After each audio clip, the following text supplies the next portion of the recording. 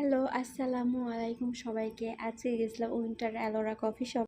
এই ব্যানারে কি লেখা আছে আমি শিওর না, বাট আমার মনে হয় সালাম পেশ করেছে সবার জন্য মেবি। রেস্টুরেন্টের অল ডেকোরেশন ছিল কিন্তু বেতের তৈরি, ঝাড়বাতি থেকে শুরু করে ব্যানার বলেন, চেয়ার টেবিল সব কিছুই কিন্তু বেতের।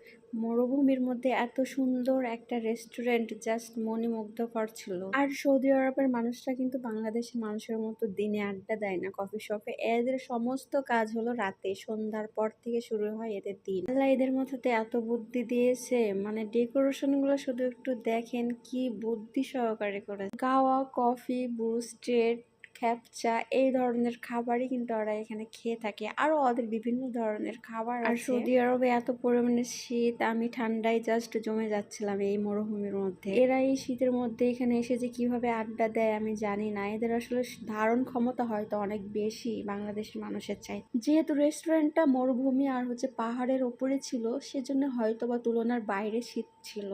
আর পাহাড়ের নিচের ভিউটা একটু আপনাদেরকে দেখায়। এক প্রান্ত থেকে আরেক প্রান্ত দেখা যাচ্ছিল একদম পানির মতো ফ্রেশ।